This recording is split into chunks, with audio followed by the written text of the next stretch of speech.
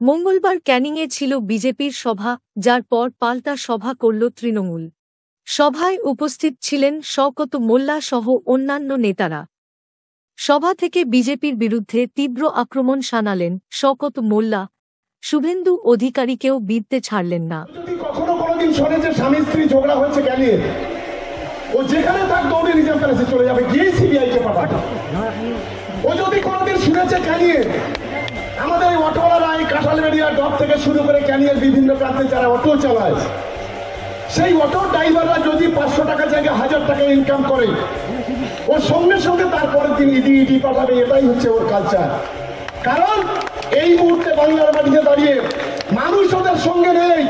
শুধু 3-4টে agency, ED, CBI, income tax আর এনআইএ, এই 4টে সংস্থা নিয়ে আজ গোটা বাংলার মানুষকে, তৃণমূল কংগ্রেসকে ভয় দেখিয়ে প্যানিক তৈরি করে আজ বিভিন্ন ভাবে আজকে চমকাবার চেষ্টা, চক্রান্ত, ষড়যন্ত্র করছে। ও কালকে বলার সময় বলছিল, আমাদের বলছিল হনু। হনু শব্দের অর্থ নাকি? কে তুই হরিদাস পাল? মঞ্চে ধরে আছি।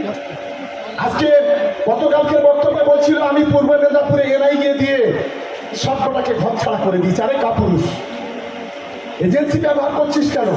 তোর যদি বুকের পাটা থাকে, তুই রাজনৈতিক ভাবে, গণতান্ত্রিক ভাবে একবার লড়াই কর, তবে তোকে বাপের বেটা বলবো।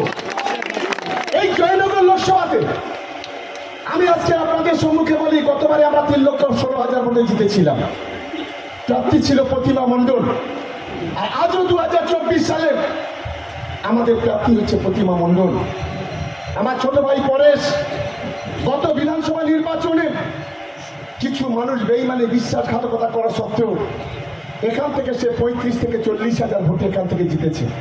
আর আমার আত্মবিশ্বাস গত 2 বছর ধরে ক্যানিংয়ের মানুষের জন্য, গরিব মানুষের জন্য, মধ্যবিত্ত নিম্নবিত্ত মানুষের জন্য ক্যানিংয়ে যেভাবে সার্বিক উন্নয়নটা ঘটিয়েছে, এবারে সেই 35 থেকে 40,000 ভোটটা 70,000 ভোটে পৌঁছাবে।